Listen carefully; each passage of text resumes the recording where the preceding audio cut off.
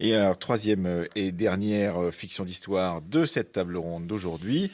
Le dernier, alors ça n'est pas un roman, le service de presse nous dit c'est un anti-roman de Patrick Ourednik. Alors pour ceux qui auraient eu la chance déjà de lire l'Europeana, une brève histoire du XXe siècle, eh bien Patrick Ourednik est cet écrivain donc tchèque, d'origine tchèque, installé en France depuis maintenant très longtemps, qui travaille et remâche, pourrait-on dire, la question de l'histoire dans ses textes, et en l'occurrence dans ce texte qui s'appelle La fin du monde n'aurait pas eu lieu, chez Alia Kerzal. Qu'est-ce que vous avez pensé de ce livre ?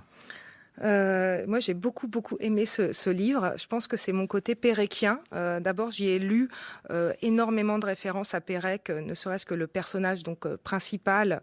Enfin, on n'est pas dans personnages principaux, secondaires. On voit que tout ça est relatif, mais qui s'appelle Gaspard Boisvert et qui, je pense, est une référence au Gaspard Vinclair de W. Et c'est vraiment, voilà, dans toute une sorte de littérature à laquelle je suis extrêmement sensible. Queneau, Beckett, Michaud.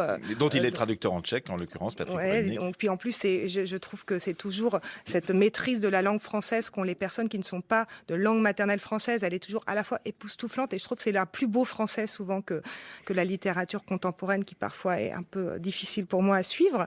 Donc voilà, j'ai énormément aimé. Puis alors ça, c'est une troisième dans la question, hein, justement, qu'est-ce qu'on fait de l'historien face à la fiction ? C'est complètement différent. C'est qu'est-ce que là, la fiction fait de l'histoire ? C'est-à-dire comment il prend l'histoire pour en faire matière pour une sorte de... Alors, c'est un récit, en effet, c'est pas un roman, relativement délirant, mais en même temps qui fait énormément réfléchir sur notre époque, hein, puisque la fin du monde n'aurait pas eu lieu. C'est vraiment se demander si on est en train de passer à un autre moment, qu'est-ce que c'est que ces périodes. Donc il y a des très belles réflexions sur les périodisations, hein, sur c'est quoi un siècle. J'avais noté voilà les faits que les bornes chronologiques, une réflexion sur c'est quoi l'importance des dates, c'est quoi l'importance quand c'est qu'on s'arrête et quand c'est qu'on commence.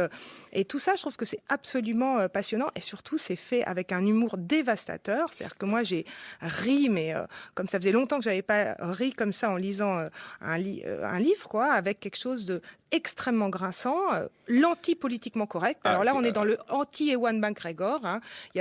C'est vraiment, il y a des justifications. C'est limite s'il justifie pas l'islamophobie. De temps en temps, il est complètement lâché. Il va faire des tableaux comparatifs des effets indésirables du Prozac et du Viagra.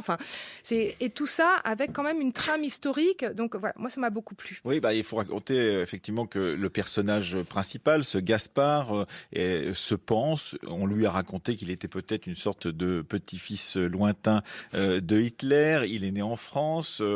Sa mère vivait du côté de la Somme, et qu'il a été brièvement le conseiller d'un président américain qui était considéré comme le plus bête du monde. Donc on peut penser que c'était il y a 10 ans. C'était il y a 10 ans. Avant Donald Trump, c'était peut-être en l'occurrence ça a été clairement George écrit Bush. avant, et du coup ça veut dire qu'il a quand même une préscience assez intéressante, parce que là ça fait écho, alors que c'est évident que le livre a été écrit avant l'élection. Alors par exemple, donnons un petit exemple de ce dialogue qu'il pouvait avoir lorsqu'il était avec ce président le plus bête du monde. Alors le président lui dit alors tu soutiens que Jésus était juif ?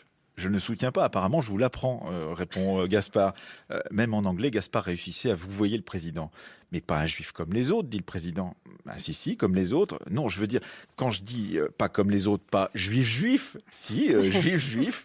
Mais il les a chassés, il a chassé les Juifs de leur temple. Là, c'est dans le Nouveau Testament, répond le président.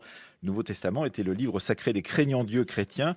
Son principal personnage en était le Sauveur, qui en son temps défendit l'idée que tout homme avait une sorte de d'âme. Il s'était fait dénoncer et assassiner pour que l'humanité puisse devenir saine et heureuse. Jamais personne n'avait pu donner une seule raison à son dévouement pour le genre humain. Et le dialogue continue entre le président et son conseiller. Et le conseiller lui dit « Pas les juifs, les marchands juifs, ils chassent dans le temple. » Tu vois, c'est ce que je te disais, répond le président. Marchand juif, c'est toujours un juif, et même doublement. Donc ça, c'est une des scènes de ce livre de Patrick Ourednik. La fin du monde n'aurait pas eu lieu. Qu'est-ce que vous en avez pensé, Pascal Horry ? Autant de bien que j'avais pensé, j'ai un doute, est-ce que ce n'était pas à la Fabrique de l'Histoire qu'on avait parlé, de la transposition théâtrale de Europeana. C'était, je crois, monté à la Maison de la Poésie. Ah, oui.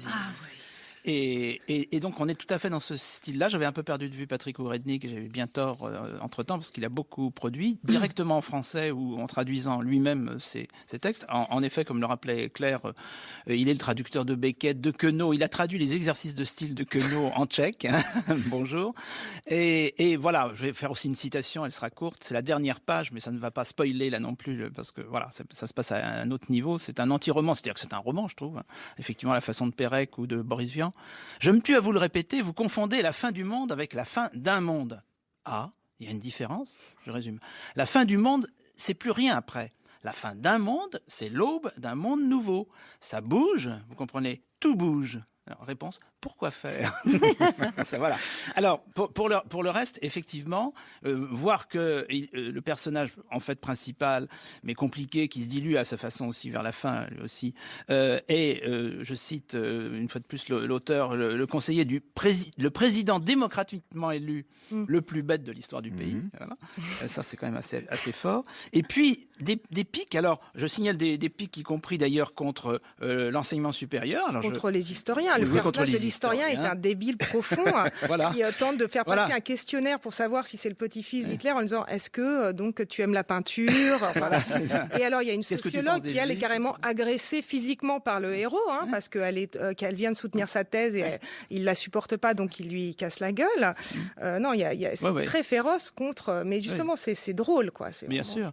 Page 150, Rose qui se retrouve à faire qui n'a pas fait d'études supérieures justement.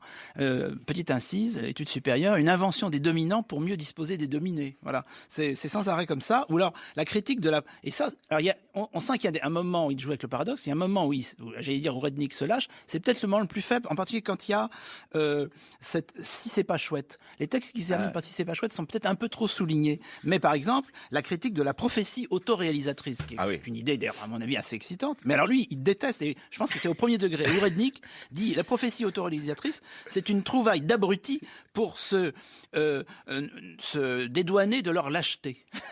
Alors bon, ça fait discuter. Parce qu'effectivement, il faut dire que il nous met dans le coup, comme Pérec pouvait le faire aussi. Au tout début, à page 26, il y a un chapitre qui s'appelle les phrases à retenir dans ce récit. Justement, les phrases à retenir, c'est si c'est pas chouette, chienne de vie, ainsi va la vie, au petit bonheur. Avez-vous ou avons-nous le choix? À l'époque, cela semblait important. Vous avez le choix, effectivement. Il y a une critique là aussi, effectivement, de l'analyse, pourrait-on dire, des faits historiques en l'occurrence, et c'est très très drôle. Alors il y a un ton aussi qui peut faire penser parfois à Philippe Muret, une détestation du présent, où on a l'impression par exemple, mais on ne sait pas s'il y croit véritablement, que effectivement la France a perdu sa place, que la France n'est plus la patrie de la littérature. Je le lis pas comme ça. Je pense que c'est plutôt quelque chose de l'ordre de l'incompréhension de ce qu'on vit et une vraie interrogation sur qu'est-ce qu'on vit et comment se situer par rapport à ça, et sur le fait que souvent les contemporains, et ça moi ça fait énormément écho justement à ma position d'historienne face à l'actualité, ce sentiment que j'ai de me sentir très souvent complètement démunie. Je pourrais me dire j'apprends l'histoire, je la transmets, j'en fais un peu, je pourrais être un peu plus intelligente que les autres, et alors pas du tout, je suis complètement surprise à chaque fois par l'actualité, je n'arrive pas à la comprendre. Et là, quand il cite par exemple la foule qui attendait Arthur Chamberlain à son retour de Munich pour le remercier d'avoir su faire face à la menace de la guerre, donc juste après les accords de 38, et sauvegarder la démocratie, agitait des chapeaux et des foulards, Arthur sortit de l'avion et déclara « Je ramène dans mon pays la paix pour des générations ». Et ça, c'est la fin du chapitre, voilà, effectivement. ça s'appelle La Foule.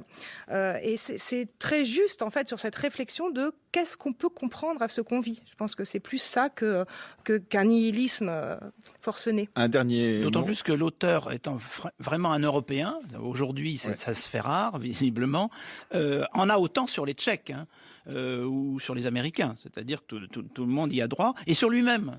Bon, donc je crois que c'est la bonne stratégie. Voilà, ça s'appelle donc La fin du monde n'aurait pas eu lieu chez Alia, et c'est signé du très bon Patrick Ourednik.